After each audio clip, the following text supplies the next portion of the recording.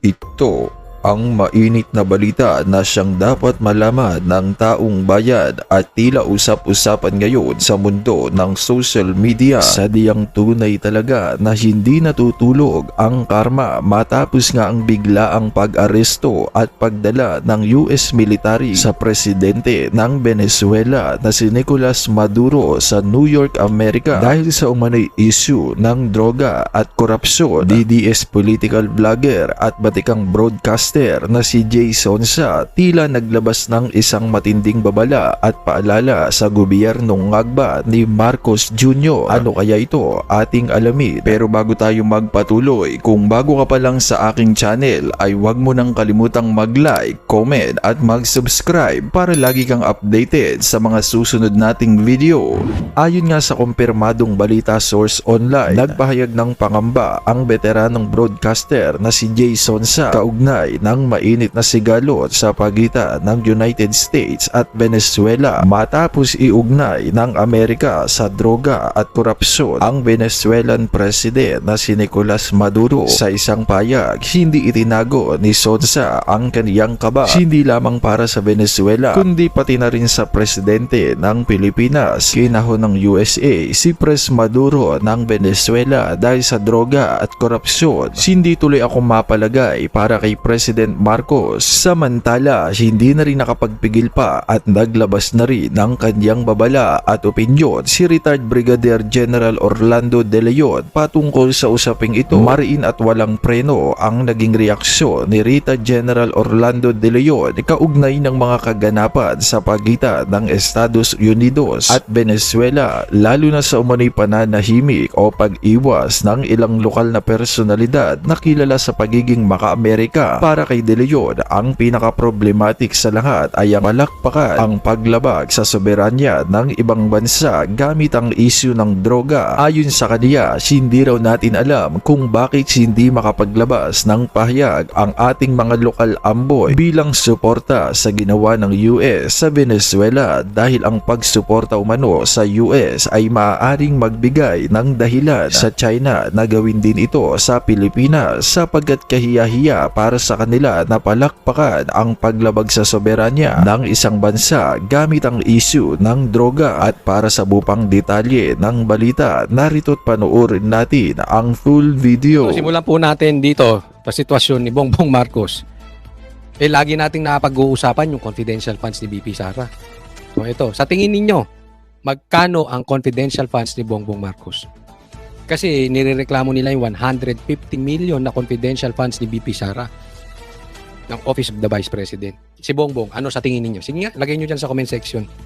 Huwag nyo rin po kalimutan ha, mag-subscribe dito sa ating channel. Paalala lang po. Sa tingin ninyo, ilan?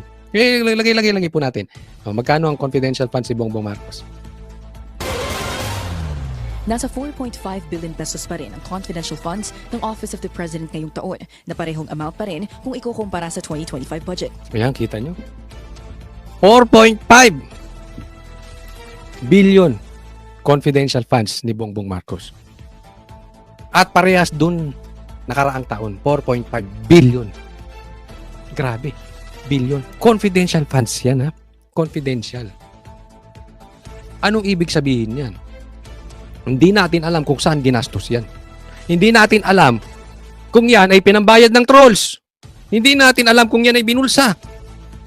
Pagsamahin mo yung 4.5 noong 2025, ngayon 2026, pagsama mo po na kung di natin alam kung ano yung magkano yung 2023, 24. Pero ito na lang 9 billion agad yan. May control si Bongbong Marcos kung saan gagastusin. Yung ang nakaalat na para sa baha, nagastos pa saan, na ang daming nakatingin. Ito pang confidential funds. Free win kung saan niya gagastusin. Ang laki niyan. Bukod pa doon, sa panayang silip ng mga kalaban ni Bongbong Marcos, sa 150 million, hindi billion ha, 150 million na confidential funds ni BP Sara. Kaya ako pasensya na kung meron tayo talagang mga kaibigan na pink or mga dilawan napanay ang puna kay BP Sara, hindi kayo dapat nire-respeto. Mga animal kayo. Kayo mga pink dyan. Tingnan nyo yung liderato nyo. Niloloko na kayo nitong mga to. Ayaw nyo kay Bongbong Marcos kaya kayo dilaw, di ba? Ayaw nyo kay Bongbong Marcos kaya kayo pink. Pero yung liderato ninyo, niloloko kayo, tinatarantado kayo. Hindi baling manakaw yung 44.5 billion. Basta masilip si BP Sara. Kaya ito mga lintik na mga pinklawan na ito, wala akong respeto dyan. Na-expose. Ngayong panahon ni Bongbong Marcos, ang daming na-expose na plastic na pink. Kayo ang pinaka-plastic sa lahat. Sa tingin ko, mas plastic pa yung pink kaysa sa pula. Kasi linis-linisan yung mga animal na yan. Kayo mga pare. Kayo mga pare na sumisilip pa dito kay BP Sara. Pambira naman. Pati nyo rin silipin si Bongbong Marcos. Di ba? Ako yun, doon sa mga members ng Pinklawan o yung mga naniniwala sa Pink, papayag na lang ba kayong inuuto kayo ng mga leaders nyo? Di ba kayo may pinag-aralan? Hindi ba kayo nag-iisip? Papauto kayo. Ayon kay Budget Acting Secretary Rolando Toledo, sa kabila ng malamig na pagtanggap ng publiko sa usapin ng confidential fund, ang pinakamalaking safeguard anya rito ay ang pagsunod ng OP sa rules and regulations na ipinapataw ng Budget Department at Commission on Audit. And also, per our general provision, we need to report that to House of Representatives and Senate at the same time from the Office of the President. So it will be monitored accordingly. Ang kabuuang confidential fund ng gobyerno for 2026 ay nasa 11.8 billion pesos ayon kay Toledo. So 11.8 ang billion ang confidential. Almost half kay Bongbong lang. Ang kasalukuyang usapin din tungkol sa umano'y bonuses na mga mambabatas, itinanggi ni Executive Secretary Ralph Recto na nag-i-exist sa executive branch. Pagdating naman sa Kamara, nasa 38.6 billion pesos na lang daw ngayong taon ang budget ng lower house na nasa 12 billion pesos ang ibinaba. Gaya ng ibang kongresista, pondo para sa maintenance and other expenditures o MOOE din ang alam ni Recto na purpose ng mga allowance na ito. Samantala, nananatili umanong isa sa fastest growing economies in Asia ang Pilipinas dahil nasa 4.8 to 5% ang GDP ng bansa sa pagtatapos ng 2020. Nakita mo kung niloloko pa tayo ng mga animal na to. Kaya sinasabi ko, kaya wala mangyari sa Pilipinas eh. Hindi nyo naman gustong ayusin. Gusto nyo lang linisin yung imahe ninyo. Umasenso pa ekonomiya natin. Anong infrastructure na nagawa ninyo? Ilang porsyento ang walang trabaho? Kada bagyo kinakabahan tayo, mga animal kayo. Tapos umasenso pa Pilipinas. Iniiwan na nga tayo ng mga turista eh. Sa ibang bansa na sila. Alam nyo bang yung mga turista nagdadala ng pera sa Pilipinas? Nung panahon mo, Bongbong Marcos bumagsak ang turista. Tapos sasabihin mo, umasenso Pilipinas? Anong kademonyo ang lantarang pagsisinungaling yan? 5. Wala naman daw epekto ang kasalukuyang sigalot sa pagitan ng Venezuela at Estados Unidos sa ekonomiya ng Pilipinas at nananatili ring matatag ang koneksyon natin sa ekonomiya ng Venezuela. Para sa agenda.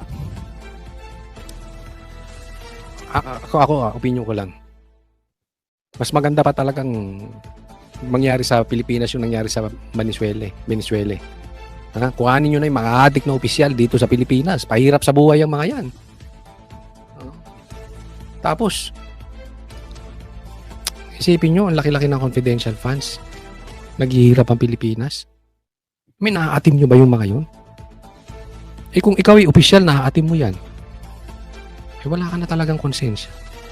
Nakikita mo Pilipino naghihirap, tapos ikaw haya-hayang buhay. Pambira, oh. Next po.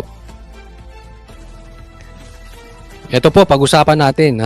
Dito, kitang-kita po natin, nanghihina na si Boying. Malapit na. Malapit na ito si Boying. Tingnan po natin. Sa pagpapatuloy ng preliminary investigation sa umano'y maanumalyang flood control projects sa Bulacan, nag-file ng kanilang counter-affidavit sa Department of Justice sina Senador Joel Villanueva at dating Senador Ramon Bong Revilla Jr. Ang National Bureau of Investigation naman na siyang nagsampa ng reklamo sa katerbang dokumento ang dala sa DOJ. Ayon sa Justice Department, ang preliminary investigation ngayong araw ay patungkol sa mga proyekto sa Bulacan na kinasangkutan din ng contractors na Wawaw Builders at Top. Tingnan yung kalokohan to, no? Di ba? Yung NBI nagreklamo Saan? Sa DOJ. Kaya sino ba? Kanino ba yung control yung DOJ? Bago naman yung si Boying naging ombudsman, di ba siyang sekretary ng DOJ? Niloloko nyo kami dyan. Sino binibira dito? Si Villanueva tsaka si Revilla. Alam naman natin, matalik, nakalaban ng Remulla ang Revilla sa Cavite. Sa katunayan, maikukumpara natin ang Revilla. Di umano, sabi sa akin ng mga taga Cavite, maikukumpara ang Cavite na parang si Sara ang Revilla at si Bongbong ang Remulla. Ayaw ng tao sa Cavite dito sa mga Remulla. May totoo ba yan sa mga naririnig ko? Kaya anong ginagawa? Parehas nung ginagawa kay BP Sara. Pinababagsak si BP Sara dahil hindi kaya sa patas na eleksyon. Ganyan din ang ginagawa kay Revilla. Pinababagsak si Revilla dahil hindi kaya sa patas na eleksyon. Hindi kakayanin ng Remulla ang Revilla dyan sa Cavite. Tapos ngayon, ang daming kaso. Samantalang yung mga magnanakaw, tahimik kayo, NBI? Ano nangyayari sa inyo? Sa bagay, hawak ng DOJ dati ni Boying. Nudge Catalyst Builders Inc. Sabi na DOJ, indiniklara ang mga proyektong 100% complete pero ang iba ay ghost project naman o kaya ay hindi kompleto. Naharap sina Villanueva at Revilla sa magkahiwalay na reklamo. Si Senator Bong Revilla in these 6 cases, sa respondent na po siya sa isa. Okay, tapos si Senator Joel Villanueva is also respondent in another case in one of the 6 cases. Ay, ba't ikaw nagsasalita? Salita ka na sa... Hindi, ano yan? Tagapagsalita yan eh. Hindi, ako nagtataka lang ha. Kasi yung mga ganitong pagkakataon, meron kayong kaibigang epal? Ako meron. Gusto niyo malaman? Sino? Lahat naman tayo may kaibigang epal. Lahat tayo may kaibigang epal. Di ba? Pero yung may pagkakataon umepal na nahimik, nakakapagtaka. Parang nakajeta. Hindi nagsasalita. Di ba? Yung epal, bida-bida yan.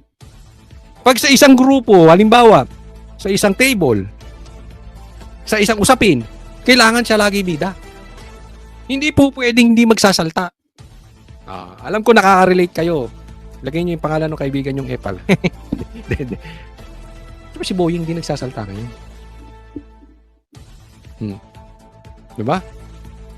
Ganyan din nangyari nung kay Bantag, diba? Tapos kay, araw-araw yan. Araw-araw si Boying. Yang nangyari kay Bantag, nangyari kay Tebes, biglang huminto. Tapos nabalita na may sakit. Pero itinatanggi, pero umamin din. Ngayon, ba't di na naman nagsasalita? Boying, relax ka lang. Baka kadidiin mo ng kadidiin sa Revilla, dyan sa Cavite, mauna ka pa. Baka hinuhukay mo yung sarili mong libingan. Kaya kalma ka lang dyan. Hindi mo madadala sa langit yung kapangyarihan mo. Maniwala ka sa akin. SOJ ka dito. Ombudsman ka dito. Pagdating mo sa langit, kung darating ka ron, wala, hindi mo rin pakikinabangan. In one of the 6 cases. Doon po sa 6 na yon, the charges are multiple. So we have direct bribery, indirect bribery, corruption of public officers. We have a violation of the Anti-Graft and Corrupt Practices Act, which is RA 3019. Tapos may violation din po ng the Government Procurement Act and also a violation of the conduct of bid rigging. Ilagay nyo na yung violation din ni PRRD. Yan din ang tumbok nyo, si Sara din eh. Kasi napabalita na dinalaw ni nagkita sa ibang bansa si Bong Revilla at si BP Sara. So kaya, alam mo naman, pagka namarkahan kang Duterte, guguluhin ang buhay mo. And in the procurement process. Tig-isa po sila, pero hindi lang po sila yung respondent sa mga kaso na yon. So we have multiple respondents, including DPWH officials. Muli na maitinanggi ni Villanueva na nakinabang siya mula sa flood control projects sa Bulacan. Alam na alam niyo yung nangyayari tungkol sa flood control, kinamumuhian natin for so many years. Yung away namin ni Zaldico, tapos doon sa complaint, 1% daw binibigay ni Zaldico sa akin. So, that's ridiculous. Ayon sa kanyang abogado, meron silang 3 testigo kasama na rito ang staff ni Villanueva na kinilala ni dating Bulacan District Engineer Henry Alcantara bilang peng na inabutan umano niya ng 150 million pesos sa... Alam mo kaya yung kay Gutesa, yung salaysay, hindi man lang binigyan ng pansin. Kasi, sinong mas matimbang ang salaysay? Etong mama na ito o yung kay Gutesa? Kasi yung kay Gutesa, ang itinuturo, si Bongbong Marcos at saka si Tambi. Ito, ang tinuturo, si Revilla at saka si Villanueva. Halatang-halatang fall guy. Diba? Sino ba talaga ang may kapangyarihan dyan sa flood control? Hindi naman yan maiikot-ikot lang basta-basta. Magpakatotoo na tayo. Hindi naman basta-basta maiikot yan. Posible, maikot. Pero hindi nila basta-basta maiikot yan. Ang may kapangyarihang makapag-ikot talaga yan, yung magpinsan. Si Gutesa, binibit-bit niya mismo yung pera, dinadala sa kanila. Sino ka panipaniwala? Itong mama na ito, ay nakinabang sa flood control. So, ibig sabihin, nililigtas niya ang sarili niya. Kasi gusto niyang mapunta dun sa witness protection program. Si Gutesa, walang kasalanan sa Pilipino. Walang kasalanan sa taong bayan, pero nagsalita. Nakukuha niyo yung ibig ko sabihin. Ganyan po kahina ang NBI natin. Wala ba silang confidential facts? Hindi nila naiisip ito. Niligaw nila lahat ang istorya dito kay Bong Revilla. Dito kay Villanueva. Hindi po sa pinagtatanggol natin. Diba? Pero alam naman natin nangyari dun sa mga anak niya eh. Hindi pumirma sa impeachment ni BP Sara. Rest house sa Bulacan. Sabi ni Alcantara, para raw ito kay Villanueva bagamat hindi umano alam ng senador na mula ang pera sa flood control. Pero sabi ng kampo ni Villanueva, hindi totoo ang paratang ni Alcantara. Walang binigay. Walang binigay. So, nasa ng pera ko? Nasa kanila siguro. Sa engineer. Ito, biglang nagbintang lang si Alcantara. Dali magsalita. Pero si Saldico nagsalita. Kinonfirm yung sinabi ni Gutesa. May pictures. First hand. Saan pa pupunta? Si Revilla naman, hindi nagpaunlak ng interview pero ayon sa kanyang abogado, walang basihan ang akusasyon laban sa kanya. Matatandang idinawit si Revilla sa flood control dina Alcantara at dating DPWH Undersecretary Roberto Bernardo. Ayon kay Bernardo, tumanggap si Revilla ng 25% commission mula sa flood control. Yung mga ganitong complaint na fina-file na walang batayan, para bang final lang, para lang mangharas o mangabala ng isang individual. Totoo naman, ganyan talaga harassment yan kasi yan, labang Cavite yan. Tapos may pangarap pa, di ba?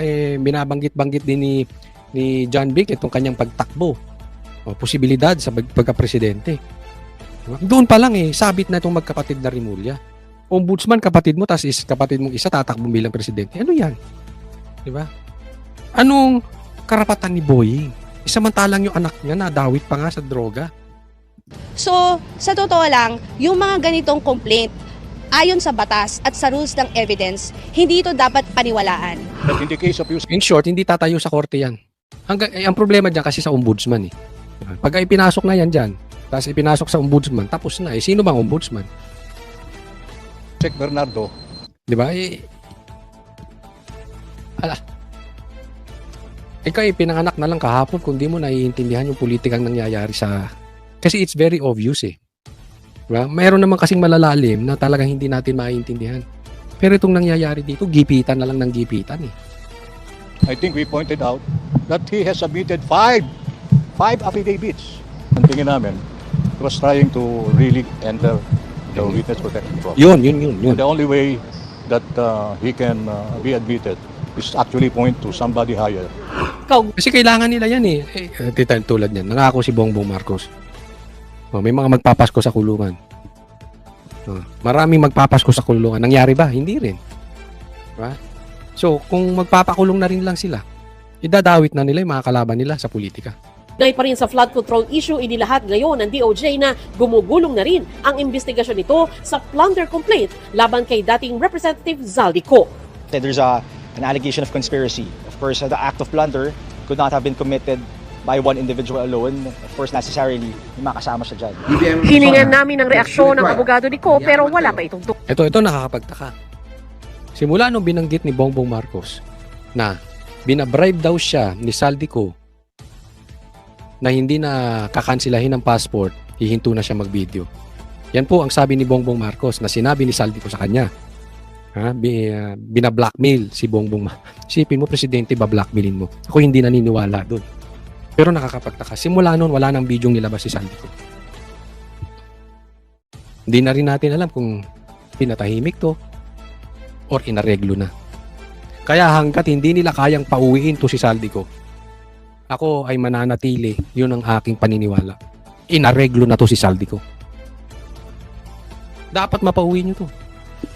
Napakidnap nyo nga si Bongbong ay si PRRD eh. Hindi nyo mapauwi yan. Kailangan yan. Kung hindi, nagkausap na yan. Pinatahimik na si Saldico. Sige, hindi na kita kakasuhan. Hindi na kita pipilitin, makauwi. Tumahimik ka na. Magpasarap ka na lang dyan kung nasaan ka man. Huwag ka na lang magpakita sa mga Pilipino. Hayahay ka na lang dyan sa hotel mo. Magpa-deliver ka ng tubig kung anong gusto mo. Basta enjoy ka lang dyan sa hotel. Next topic po. Kaya bago natin pag-usapan itong patungkol kay Torre, ako naniniwala ako. Kasi may bulong-bulungan. Hindi ko na lang sasabihin. Pero may mga bahong ilalabas ang Revilla laban sa mga dito kinabuhi. Posible yan kasi magkakasama yan dyan sa Cavite. Diba? At alam natin, ang baho ay hindi mo matatago forever. Lalabas at lalabas yan. So yung may nagsabi sa akin, alam mo, ganito, Coach Soli, ganito. Ay, hindi tayo, ayaw natin maging chismis vlogger Pero antayin nyo. Ako naniniwala ako, may hawak na video. Ito si Revilla. Itong Revilla. Laban dito kina Boy. Pero, antayin na lang. No? Pero kasi pag personal, hindi ako maglalabas niyan. Pero lalabas yan. Antayin. Tingnan natin. No? Ewan ko Basta, naibanggit lang sa akin at hindi ko pwedeng sabihin kung sino nagbanggit. No? Basta kung marami kang kalokohan sa buhay, hindi mo forever may tatago yan. Okay, punta po tayo dito. New Year, new plans na rin ang inilatag ng MMDA para sa taong 2026. Ayon kay MMDA Chairman Romando Artes, nais nila na ma-involve na rin sana sa planning, execution at implementation ng infrastructure projects ng Department of Public Works and Highways. Kabilang dyan ang mga para sa flood control.